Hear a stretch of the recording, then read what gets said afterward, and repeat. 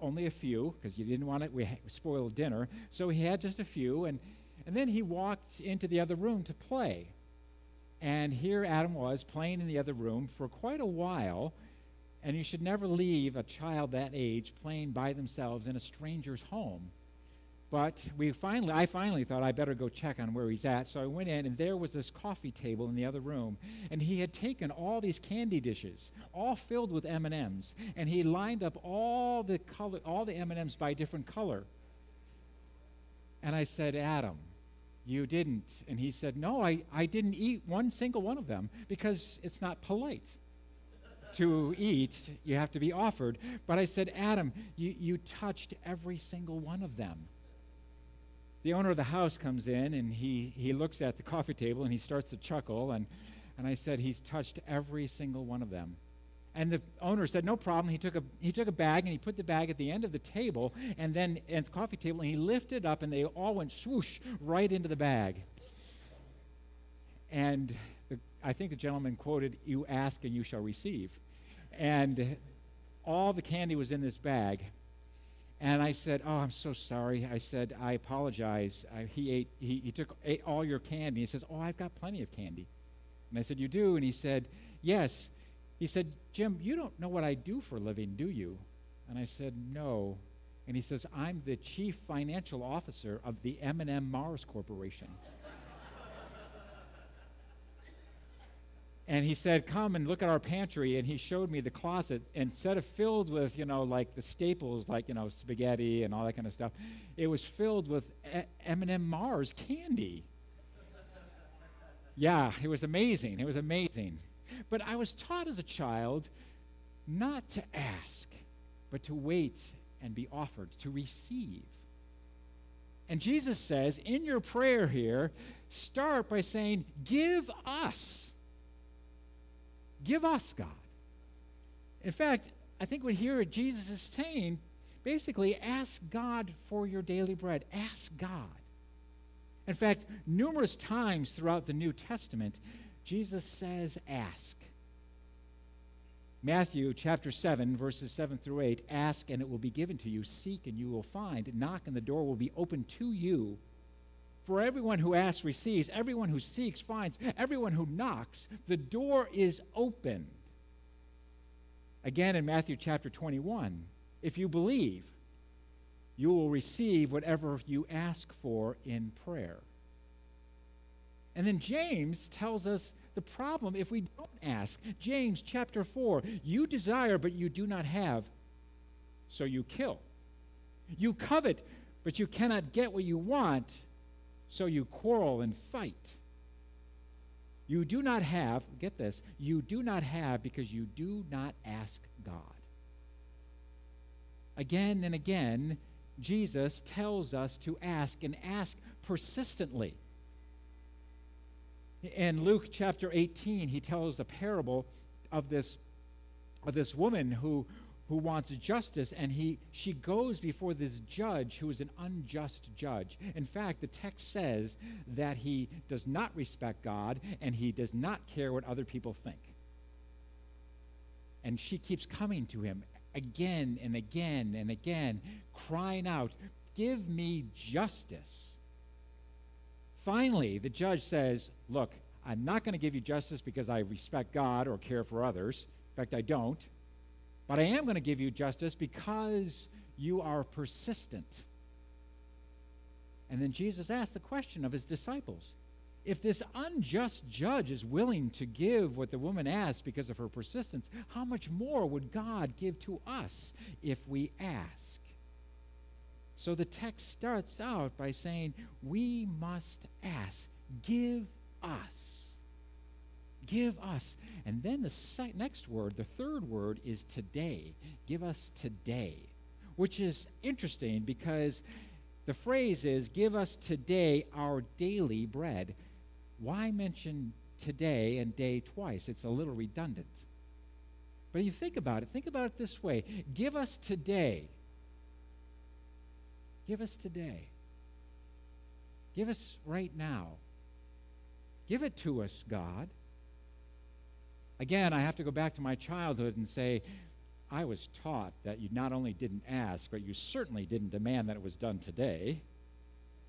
I mean, you certainly didn't say, when your mom is checking out at the grocery store and you see all those little things that they put right at the checkout stand, and you're like, Mom, I got to have this, and I've got to have it. And the worst thing you could possibly say is, now. But she would look at me and say, no. But Jesus says, give us today. Give it to us right now. When I was a boy, when it got to be Christmas time, and I knew it was Christmas time because the church would be decorated for Advent. And when we didn't keep track of a calendar, we were little kids. But when they started decorating the church, we knew that it was Christmas time, and what would we do? We would get the J.C. Penney catalog. Remember the J.C. Penney catalog? And we would sit down with that thing, and it was special edition. It wasn't the regular catalog, it was the special edition, and it had just page after page after page of toys. And we would sit down and we would go through that thing with a fine-tooth comb, marking every little thing that we wanted, all 6 of us children. You can imagine how well marked it was. In fact, I'm convinced that my mother would rip out pages that she didn't want us to see. Yeah, she was pretty smart. Anyways, we would definitely, we would get her all upset if we said, we want this now. She would always tell us, put it on your list, put it on your list, put it on your Christmas list. When I look at this text, when Jesus says, why does he encourage us? Give it us today. I think what he's saying is God provides for us every single day. Every single day, God provides for us. Somebody said it this past week to me. God's timing is always on time. God's timing is always on time. We might think, God, can't this be worked out now? Can't this be solved now? I really need this to work now. And yet, I think when Jesus says, give us today, it's not necessarily demanding from God that God work it out now. What it's saying is trusting God to provide for us each and every day. In his book, Ben Patterson, deepening your conversation with God, learning to love to pray. As you can see, it's well marked. As a kid, I was taught that we were not allowed to write in books. So none of my books have any writing in them. So I mark them with little sticky notes. And you can see this one's well marked with sticky notes, and then I make a little note on the sticky note. I don't know what it is. I just can't write in the book. Anyways, on page 159, I love this quote from Ben. He's looking at Revelations chapter 3, verses 14 through 22. And he says this, Jesus says, here I am. I stand at the door and knock. If anyone hears my voice and opens the door, I will come in and eat with him and he with me. The passage is coming from Revelations where Jesus is standing at the door of the church of Laodicea and knocking and wanting to get in. Notice he's standing outside the church, not in it, and he's knocking so he can get into the church. I stand at the door and knock. If anyone hears my voice and opens it, I will come in and eat with them. Then Ben says this, to pray would be to open up the door. When we pray, we open up the door and we let Christ come in. But then Ben says this, and this just pulls my heart. But, he says, our sense of self-sufficiency paralyzes the hand that would turn the knob. Our sense of self-sufficiency, our sense of self-righteousness, our sense of self, whatever it is, paralyzes the hand that would turn the knob. It's interesting, a fellow came up after the first service and he said, "Jim, you forgot to mention this part." He said, in John chapter 6, Jesus says, "I am the bread of life." John chapter 6, verse 35, "I am the bread of life."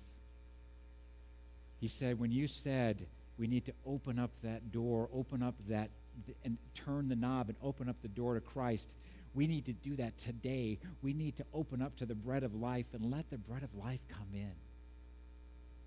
And I said, "I'm going to use that the second service." And he said, "Be my guest." We need to do that today. We need to see that Jesus provides for us exactly when we need it. Exactly, right at the right moment. It's either today or tomorrow or whenever, but right at the right moment, Jesus will step in and provide for us. What he wants us to do is pray for it every single day. Give us today, Lord. Give us today our daily bread. Give it to us. We can take it. We're ready for it. Provide for us today. Provide for us tomorrow. Provide for us next week. Then Jesus uses the words, "our daily bread." That's an interesting phrase because the word daily there, it's complicated. Up until recently, we had no idea as biblical scholars what that word in Greek meant. I'm not sure if I'm pronouncing it right. Epiousios. The reason I'm not sure if I'm pronouncing it right is because up until recently, no other place in any ancient literature, in any Greek literature, no other place is this word used. Up until recently, this is the only place. Normally, what happens when biblical scholars look at the Greek, we look at it, and then we go, okay, so what does this word mean? And then we look at other places in the Bible where it's listed or where it's used, and then we look at other literature and we say, where is it used then? So then we can kind of figure out what that word means. But this word, daily, is only used here in Matthew chapter 6, verse 10. That's it. Except recently. Someone discovered a papyrus, and they discovered this thing that had words on it, and on this papyrus is the exact same word. And so scholars were wondering, what can this mean? What is this word? And you know what it was? It's a shopping list. It's a woman's shopping list. She was going to go to the market, and she wrote out this list, and on the top of the list is this word. This made scholars kind of scratch their heads a little bit. Basically, what they think the word means is things that I'm going to pick up for the next day. Things that I'm going to get for the next day. In other words, things that I have to go to the market for and get for the next day. Give me the things we need to eat for this coming day, Lord.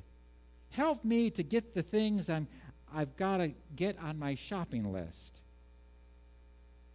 Give me the things we need to eat when the children come home. Give me the things that we need to eat when we sit around the dinner table tonight, when we sit down together. This is kind of amazing. So when Jesus says, give us today, basically, give us the things that we will need today and tomorrow. give us the things that are on our list. Give us the things that concern us today. Give us the things that we care about. Now you think, Jim, wait a minute, this seems awfully selfish. God, give us the things that are really on our daily list right here, and the things that we kind of need. That seems kind of weird to way to pray. But on the other hand, remember just how we just got done studying, where Jesus says, pray like this, thy kingdom come, thy will be done. Wait a minute, we start with God. We start, God, your kingdom come, your will be done on earth and in my life, just as it is in heaven, and give me the things that I'm really concerned about today.